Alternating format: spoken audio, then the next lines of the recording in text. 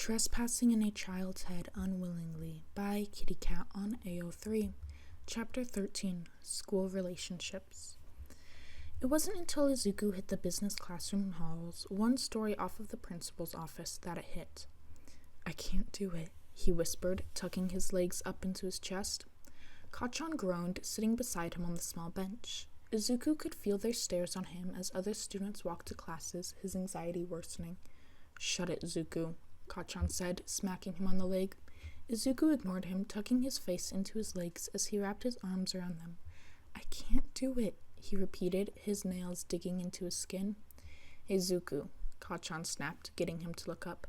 "How does Eraserhead's quirk work?" he asked, crossing his arms. Izuku stared at him for a second, and he shrugged. "The bastard's my homeroom teacher. I want to piss him off." Izuku giggled slightly, leaning his cheek on his legs instead. "I think it's a site-activated quirk. It's really hard to find videos of him and his fighting style. The fact that he's an underground hero makes it difficult, but that's why his costume is what it is," Izuku explained. He had spent hours with almost every pro-hero's quirk, and even more time with the UA teachers. "If you stay out of line of his quirk, I doubt it would affect you." Kachan nodded along, a smug grin coming across his face. "What?" Izuku asked, looking around nervously. "Nothing," Kachan said with a shrug. "I just wanted to try something." Izuku hesitated before nodding. "Okay?" "Anyways," Kachan said, hitting his knees to stand up. "You ready to go see the principal?" He held his hand out and Izuku's eyes went wide. He shook his head, tucking back in on himself. I know what you're doing," he whispered. "It won't work. I can't," he whispered. Kachan sighed, rubbing his eyes. "You think you're gonna switch later?" Izuku nodded, not saying a word. Kachan sat down beside him again, grabbing his head roughly. He pushed Izuku's head onto his shoulder, flipping off a student who kept staring as they walked past. "Thank you," Izuku whispered, shutting his eyes. "I will assume that you are not Izuku," Nezu said with a smile. "Is this correct?" Daigoro nodded, crossing his arms over his chest. Why the kid had decided he was the one best suited for a meeting with this creature was beyond him, but he wasn't about to let him down. "That's right, name's 5. Any variation works, honestly." Nezu nodded, smiling at him from where he sat across from his opposing desk. Daigoro had been privy to the start of the hero world, and he couldn't help but see the resemblance in the way this creature sat to a lot of the handlers he had had. Smart. "Very well, if that is the name you desire me to use." His whiskers twitched slightly. Daigoro raised an eyebrow, nodding. "So, what exactly is this private tutoring thing you have for the kid?" "Simply to help him on aspects he may already not know, primarily on his quirk." Daigoro shook his head, readjusting. "Sorry if his paperwork didn't make it clear, but the kid doesn't have a quirk." Nezu nodded along, his grin never leaving his face. Of course. What do you wish me to call you then?" "I'm an alter," Daigoro tested. "The kid has DID, not a quirk." Nezu laughed slightly, shaking his head. "You see, that is not the part I don't fully believe you on." Daigoro leaned forward and the creature continued. "Notice how you refer to him as separate from you. He has DID, not that you are part of a working dissociative system. It's an interesting way to phrase your response." Daigoro laughed slightly, shaking his head. "Would you like to recheck the joints?" He rubbed his face, smiling. "I think basic biology might disagree with what you think." The creature nodded, jumping down and moving around the table. He gestured to Daigoro to follow, leading him to the couches set up in the back of the room. "It is curious to me," he started before either had fully sat down. "The fact that someone deemed quirkless, both biologically and lawfully, has a quirk." He jumped up onto the chair, picking up a cup from the table. "Though it certainly wouldn't be my first time with a student." Daigoro sat across from him, trying to hide his growing nerves. God, why couldn't the kid just keep him with people he could handle? Kudo would have been a better option here. He pushed his shoulders back, smiling. "I'm afraid I don't know what you mean. Can we get started on what exactly you want from us now?" Change up your terminology," Nezu said, his whiskers still twitching. "Very well. Let us move past this subject." 5. Daigoro didn't let the way he said the title distract him, simply nodding. "Thank you." I would like to work with Izuku on his prior knowledge with quirks. It is very interesting just to see how much he knows. I took the liberty of asking his mother for some examples of his works, and she was more than happy to show them off. He turned over a notebook that had been lying on the table, one of the kid's old ones. His new ones were only in the vestige plane. Daigoro leaned forward again, raising an eyebrow. I think you should have asked the kid instead. Nezu nodded. I very well could have. However, I find the most direct way is often the best. He paused before continuing. Do you possess the same knowledge Izuku does of quirks? Daigoro shook his head. I don't, he said honestly. The kid's his own entity. We just share a body. Nezu grinned, his whiskers continuing to twitch in a way that made Daigoro nervous. That is a very interesting set of circumstances. Well then, I suppose we should just focus on you instead of Izuku. What is that supposed to mean? He questioned, shifting slightly. They hadn't talked out their plan with the rat much, and Daigoro was starting to regret it.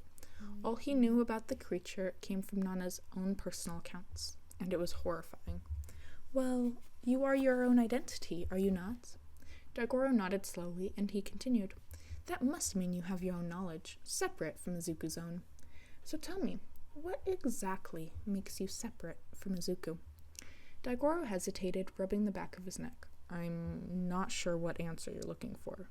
I don't have any knowledge like the kid does.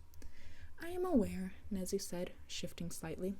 That is why I am asking you for your knowledge. He paused before nodding. Let's start with this. What do you first remember about when you appeared in Izuku? Daigoro hesitated, trying to think. He couldn't tell the truth here. That would give away too much, and Nana had repeatedly told him that Nezu was far too smart for his own good. I first fronted at Izuku's doctor with Miss Chiyo, he finally decided on. The kid just needed someone to take over while he was young. That's all I did. Ah, yes. Chiyo has told me about that visit, Nezu said with a nod. It seems to me like you are very protective of Izuku. Are you all like that? He scoffed, nodding. Of course we are. Why wouldn't we be? Izuku's school records show him starting fights, Nezu said simply. If you were all protective of him, I don't think that shows. We're all protective of him, Daigoro said, his voice dropping slightly. None of us started even one of those fights. We protected him and ourselves. Kids don't take too kindly to a quirkless kid in this day and age. Nezu nodded. Unfortunately, I am aware of that case. I do trust that if you face any issues at all, you'll inform me. That behavior is uncalled for and dangerous to us all.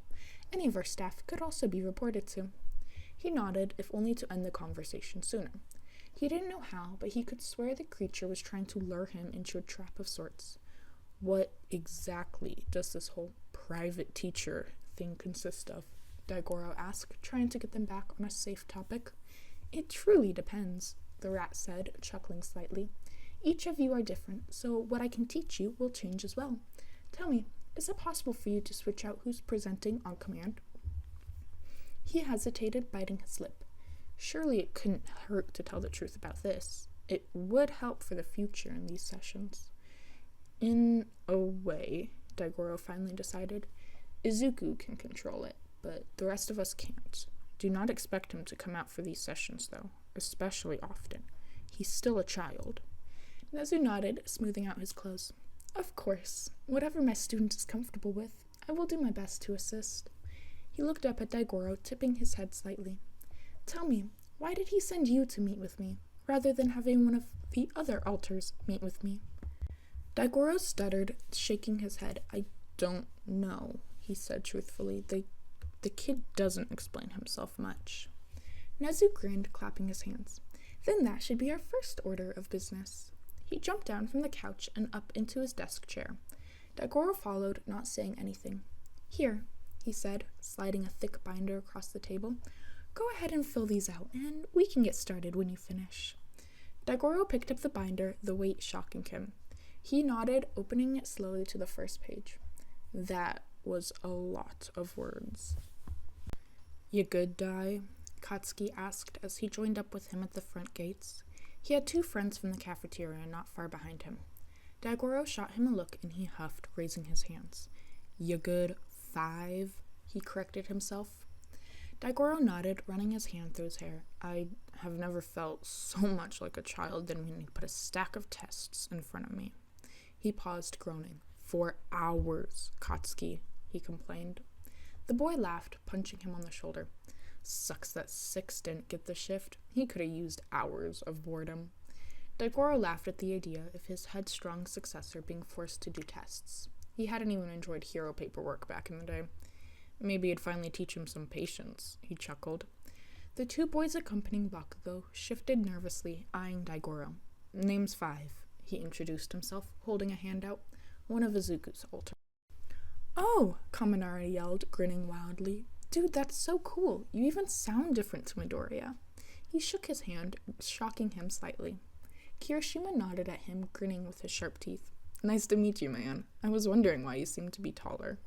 Daigoro raised an eyebrow before chuckling. I guess there are little ways to tell us apart.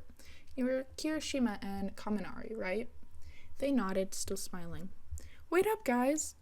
Someone yelled from behind them as they started walking. Daigoro paused, stepping in front of him slightly. Katsuki rolled his eyes, smacking him on the arm. Don't put Izuku in danger, he said slowly. A girl stopped in front of them, groaning as she leaned forward on her knees. Why'd you guys, book it out? She panted. Bakugou wanted to meet with a friend, Kirishima said, rubbing her back. If you hadn't spent so long talking to random strangers, you would have been faster. The girl groaned again, flipping him off as she stood up. Oh, hey, she said with a grin. Her skin was pink and her hair was just a few shades darker, her eyes a deep black. You must be Midoriya. He hesitated, opening his mouth to correct her before Kaminari beat him to it. He's actually 5. He lives in Midoriya's head, he corrected excitingly. The girl's eyes widened as she stared at Daigoro. Izuku has DID. I'm one of his alters, he explained with a sigh. My name's 5. 5? The girl asked. Funky name. Daigoro shrugged and she grinned. I'm Mina Ashido, one of Bakugou's classmates. She held a hand out, taking Daigoro's and shaking it.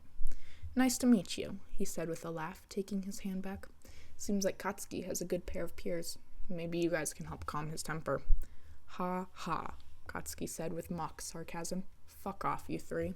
He flipped them off, starting to walk away. Daigoro waved goodbye to them, laughing at the way the boy tucked into his shirt. It's nice you're making more friends. Maybe you can force the kid to as well. Katsuki huffed, shaking his head. You can fuck off too, he offered. Daigoro shrugged, bumping into him. You like me. I tolerate you, Katsuki corrected. They had managed to avoid the purple-haired boy for almost a week, and Nana was getting sick of it. It was a kid, not a disease that could be caught. It would be good for Izuku to speak to the kids in his class. More than just nodding at the other kids who tried to bring him into the conversations. Why are you following me? She asked, turning on her heel. The boy had followed her back into the cafeteria, but she had personally avoided Bakugou this time around. The kid hesitated, standing where she had caught him. Speak, kid. He crossed his arms, his face dropping. You need to tell someone about it, he said, his tone harsh. What? Nana asked, sitting on the nearby table. About what? He huffed, his eyebrows dropping. Don't play dumb. It's obvious in how you act. Nana laughed, raising an eyebrow. Kid, I seriously don't know what you mean. All I know is that you've been tagging us for the past week, and I'm getting sick of it. So enlighten me on what I'm playing dumb with, she offered. He seemed to grow even more tense, his feet shifting into a wider stance. The blonde. Bakugou? She guessed. What about him? He huffed, shaking his head. Don't be an idiot. I'm not here to be your friend or help you. I just know what it's like. Nana laughed slightly. No, kid, I really don't know what you mean. What about Bakugou? He's a bully, the purple-haired boy said with a shrug, leaning back on an opposite table. You need to tell him to fuck off instead of laughing along with him. Nana hesitated before laughing, shaking her head. What gave you that impression? She asked through laughs, snorting slightly. You, he said, but his voice was quieter. What about me? She pushed. He paused, shaking his head. Fine, whatever, it doesn't matter. He raised his hands and went to walk away before she grabbed his wrist. No, I'm sorry, she said between laughs. I'm genuinely curious. Why do you think he's bullying me? I've been watching you this week, he said softly, rubbing the back of his neck. Look, I know what it's like. The tiredness from the first day and the shifting actions. You need to beat his ass so he'll leave you alone. Not sure that's great advice, she said, still laughing slightly. And you're way off mark about... Kid, Bakugou isn't bullying me, she corrected. You're the one acting strange around him, he pointed out.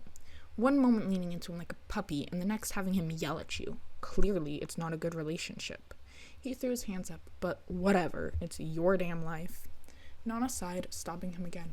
Look, kid, you've got it all wrong. We're the same age, he pointed out, shrugging off her hand on his shoulder. She hummed, but didn't bother arguing with him. The tiredness and shifts in personality are easily explainable. We have DID, aka multiple identities in one body. Sometimes the shifts can be exhausting for us, she explained with a shrug. Don't be so fast to assume foul play. The boy's face twisted in confusion as he shook his head. No, that's a lame-ass excuse for his poor behavior. I don't even know what DID is, but you don't have it. Nana laughed in confusion, shaking her head. What does that mean? You're really gonna tell me about my own health condition?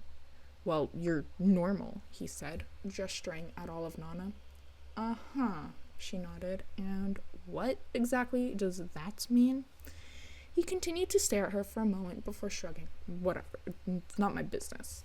He walked away, leaving her sitting on the table in the back of the cafeteria, very confused. What the hell was that? She asked herself, rubbing at her eyes. Just one more task for the agenda. She huffed, getting off the table. She found Bakugou easily enough, his loud voice making it easy to spot him, even if she was blind. You took your sweet time, Seven, the blonde said, nodding to her as she sat beside him. She laughed slightly, nodding. I found a new friend for Izuku, she said with a grin, leaning back. The other three kids piled into the other side of the table. Kirishima, Ashido, and Kaminari stared at the two of them. Dude, Kirishima said softly. How do you do that? Kaminari cut off Kirishima before he could say anything else. Do what? Bakugou asked, taking a bite of his food. Ashido chimed in. Figure out who it was. It just looks like Midoriya. She gestured to all of Nana like the purple-haired boy had done earlier, her eyes wide. Bakugou shrugged. She's just different. They walk differently, and she likes her hair down and not in the rat tail. He pointed out, taking another bite before adding, You should change your band, by the way. Oh, right, she mumbled, fishing the one from her pocket. She? Ashido asked quietly. You're a girl. Nana looked up at her as she slid the band over her wrist. Yeah, the only girl in Izuku's altars, she clarified. Ashido grinned, bouncing slightly. This means I can give you a makeover, she shrieked, pulling out her phone and furiously typing on it. Nana laughed, shrugging. Sure, maybe you can give one to Bakugou as well. Ashido grinned at him expectantly, and he growled through another bite of food. Touch me and you lose a hand, he threatened. She laughed, typing something else as Izuku's phone dinged. She picked it up, new text notification popping up. 1A girls plus 7. Green bean has been added. Before we get into the actual closing notes, I just have a few things to say. The audio might sound off. I unplugged my microphone and not plugging it back in. The bands that they wear, I don't think I've mentioned it on the Podfic yet. You know those old silly bands that were all the rage, at least when I was in elementary school, middle school? Those things, that is what I mean. They each have those silly band things. I think I'll go ahead and put an image on the screen right now representing what I mean, which is I love those little silly bands, and I just love the idea of them having a pocket full of them of different colors. Okay, so I don't let's see, what else? I don't take notes through this. I really don't know how to fully do this. The voices. So if Nezu sounds differently than the chapter he was in where he went to the Midoriya's house, not the Midoriya's house, the Bakugou's house, that's because he does, because I don't have set voices for each of them yet. I'm still trying to figure that out, and it has been so long since I've actually seen My Hero, and I did not feel like looking up a voice clip of Nezu to try to replicate it. So he gets a little high voice because he's a little guy and I can give him a high voice. Oh my gosh, it's so hard to keep track of voices when there's so many characters, because you got to keep track of the 9 and how they sound versus how they sound in Izuku, which I'm trying to do. Really difficult. because, you know, they wouldn't sound the same as Izuku. Some would have accents, whatever. You can see it in people who actually have DID. It's really interesting. Anyways, so with like Nana, I'm keeping her like the more, like, I'm a girl, but I think I have a little bit of a deeper voice considered. I mean, it might not come through in this recording because I sound like a child over recordings, but I have like a slightly lower voice than a lot of girls I've been like friends with, which is really like, so there's a wide range of voices, so it's really difficult for me to do a lot of them. Okay, Shinso in this. So he is not, okay, I went with the abused Shinso muzzle orphanage trope so often in my fan fictions that this is the one I'm like, no, I am not doing this. I'm not doing this. I'm not doing this. He is not this abused boy. As much as I love it, I couldn't do it again for this one when the focus is not on Shinso. So he's still extremely antisocial and extremely like emo. Like, he's full My Chemical Romance and all of that.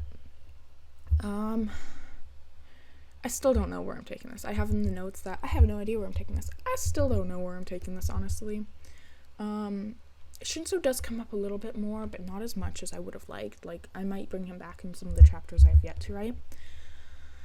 Sorry if my voice also sounded strange. I don't know what it is, but my voice has been like grady all day, so I have like a monster next to me to try to figure this out as I record. Yeah, I will see you guys in the next one. Thank you so much.